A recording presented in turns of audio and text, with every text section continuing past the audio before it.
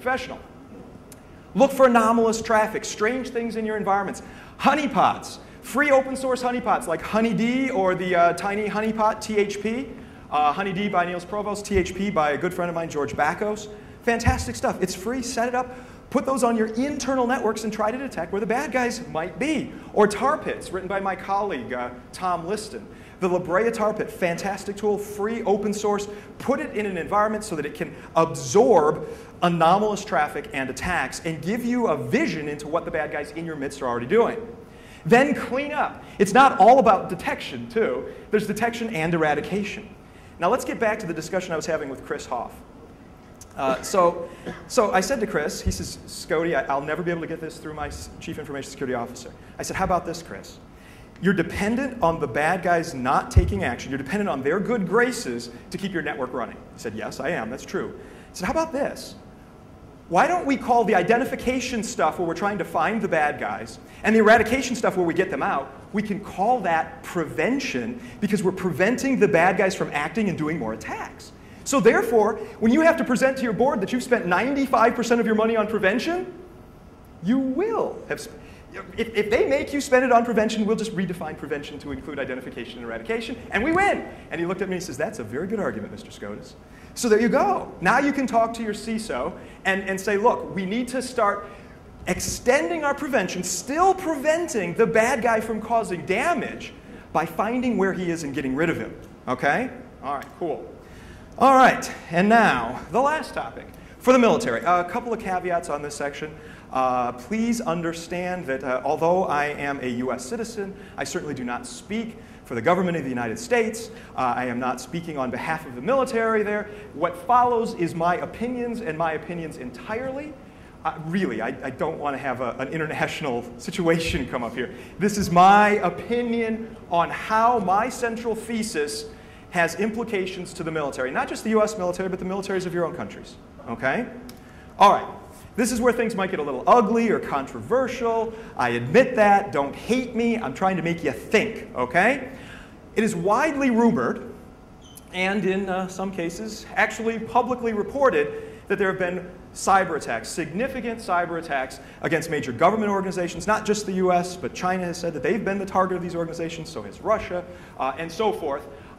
Their military organizations have been attacked, even civilian infrastructures. There's been reports in the last 12 months about compromise of power grid systems. The original reports came out saying that it was outside the United States. Certain other countries had power grids that were infiltrated by computer attackers.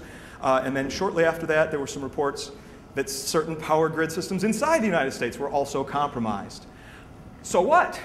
You'll notice this presentation will often get to, so what? Okay, we can say all this wonderful stuff, but what does it mean? What could an attacker do with this? Direct denial of service, causing systems to come down, right? Imagine if somebody were to hack in and disable part of the power grid. You'd have a blackout.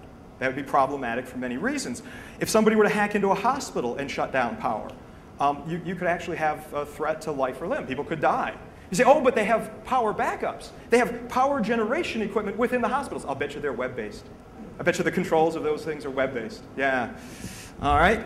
Or planting of kill switches, where somebody hacks into an environment or compromises the production lines and the shipping lines to put backdoor functionality that can be used to remotely shut systems off.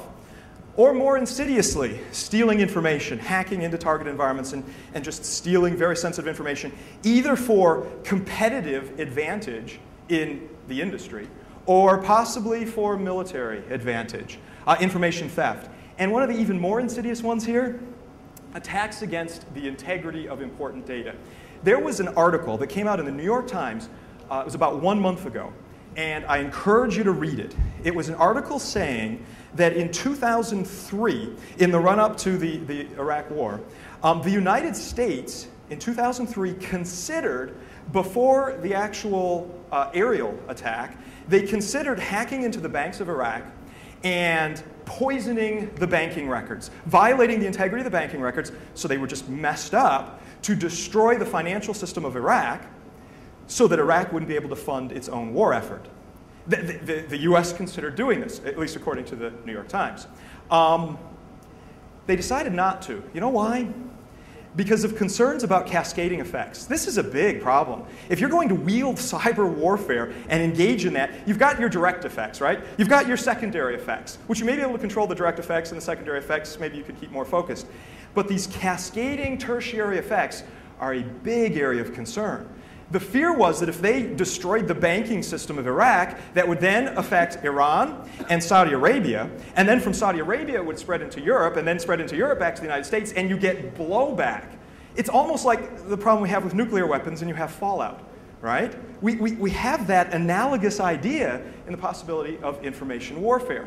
Read the article in the New York Times. One of the reasons that I'm going through this section here is our government, and in some cases your governments, are in this debate right now about how and whether to wage cyber warfare.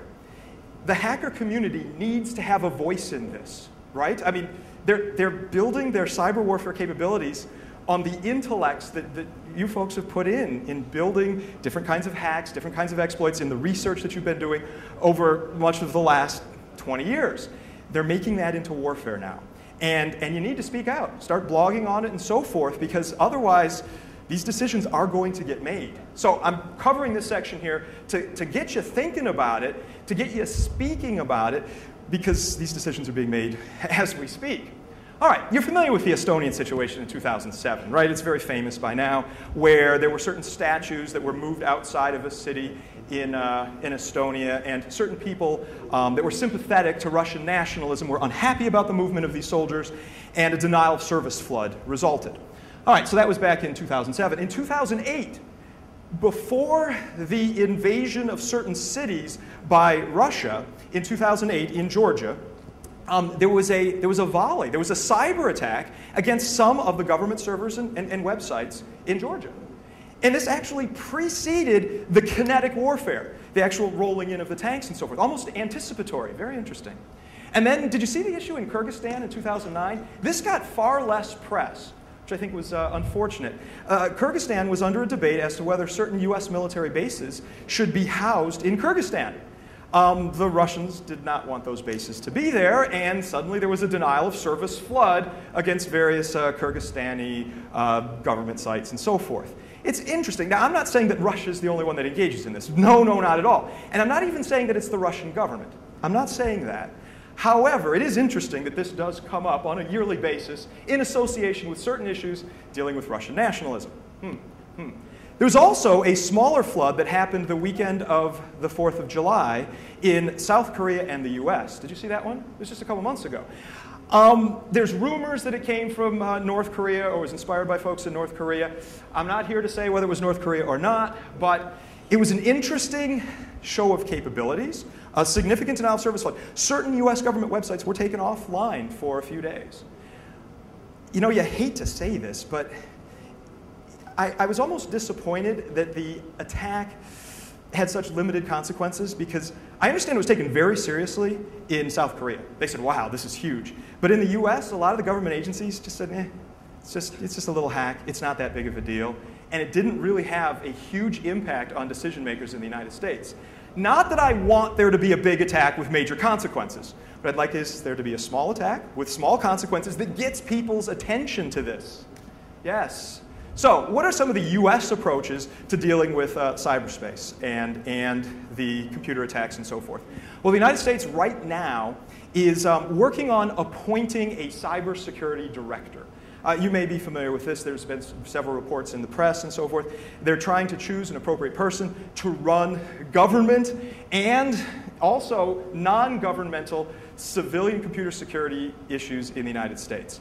Legislation defines what the capabilities and roles and powers of this are going to be. Supposedly, this is going to be announced very soon. They said that 4 months ago, too.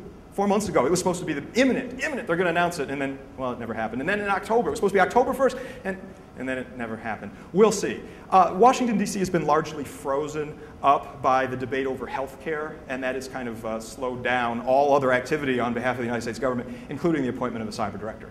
But I do believe we'll get somebody soon. Also in 2009, the United States military set up a U.S. cyber command. Their job, officially, is defensive operations in cyberspace. However, if you look at the definition of their capabilities and so forth, it does have offensive capabilities in there as well. All right, so the US is moving into this space. It's somewhat controversial in certain places in the world, specifically in Europe. They are